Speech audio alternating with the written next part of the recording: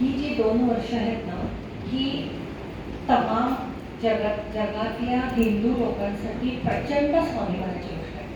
2025चा हा अतिशय सुंदर आणि देखणा असा कुंभमेळा आणि 2024 म्हणाल तर 22 जानेवारीला आणि 1528 मध्ये जेव्हा बाबरांनी ते राम मंदिर उद्ध्वस्त केलं आणि जवळपास 500 वर्षांचं त्या जमिनीवरचं दास्यत्व जुगारून आपण त्या रामलल्लाची प्रतिष्ठापना परत केली. जेव्हा त्या रामलल्लाची प्रतिष्ठापना झाली त्यावेळेला सगळ्यांचे चेहरे, त्यावेळेला जे भरून आलेले त्यांचे डोळे, भूतो न भविष्यती इतका झालेला आनंद पार पूर्ण भारतातच नव्हे तर जगातील सर्व लोकांच्या चेहऱ्यावरती तो झळकत होता.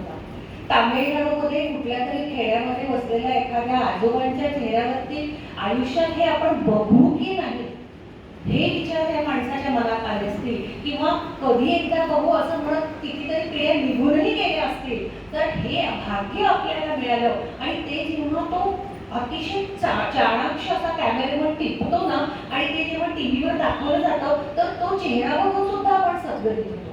असं हे जे रामनामाचं जे एक जादुई जे आपल्या पूर्ण भारतीय जनमानसावर आहे ना, मी तर म्हणेन की भारताच्या प्रत्येक माणसाच्या रोमारोमात हा राम बसलेला आहे.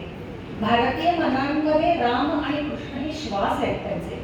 मी तर उलट त्याच्याही पुढे जाऊन म्हणेन की भारतातल्या सगळ्या लोकांच्या डीएनए मध्येच राम आहे. इतका राम आपल्या पूर्ण मनामध्ये स्पेशली तो भरलेला आहे.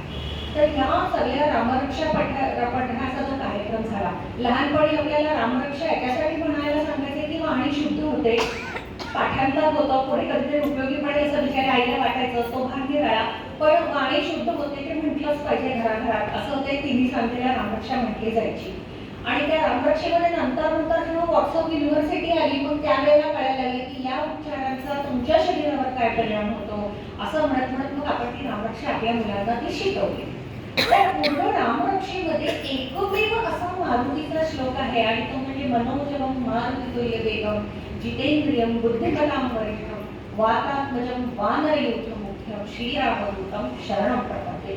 हा जो मारुतीचा जो श्लोक आहे तो समर्थ रामदासाने लिहिला. समर्थ रामदासांनी अनेक आरत्या लिहिलेल्या आहेत आणि त्या देवतेमध्ये असलेल्या शक्तींना चपखल बसतील असे त्यांचे ते शब्द आहेत. म्हणजे तुम्ही जर गणपतीची आरती घाल, सुखकर्ता दुःखहर्ता वार्ता विघ्नाची, सॉफ्ट आहे, सिंगिंग इफेक्ट ज्याला आपण म्हणतो तसा आहे. आणि तेच शंकराची जर आरती घेतली तर लवलवती विक्राय ब्रह्मांडी, म्हणजे त्याच्यामध्ये आवाजही चढतो, टिपेवर चढतो, त्या देवतेचं स्वरूप आपल्याला कसं समजतं.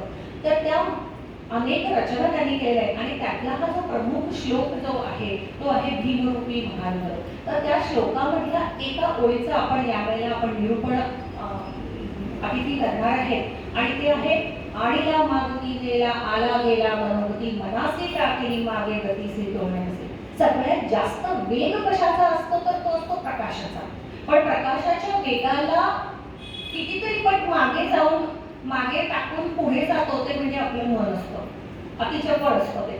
आणि त्या मनापेक्षाही जास्त वेगाने जाणारा मारुती असं वर्णन समर्थांनी केलेलं आहे. त्या पूर्ण भीमरूपीच्या श्लोकामध्ये समर्थांनी मारुती रायाचंच वर्णन केलेलं आहे की तो कसा आहे, नेटका सडपातळू असं म्हटलेलं आहे त्यांनी. म्हणजे भीमरूपी आहेच आहे, त्याला तर त्यांनी प्रभंजन असंही म्हटलेलं आहे, पण त्यावेळेला त्यांनी नेटका सडपातळ म्हटलेलं आहे. सडपातळ आहे तो आणि नेटका या शब्दावरती त्यांनी फार जोर दिलेला आहे. बहुतेक समर्थांना तो शब्द आवडत असावा, कारण प्रपंच करावा नेटका असंही ते एका ठिकाणी म्हणतात.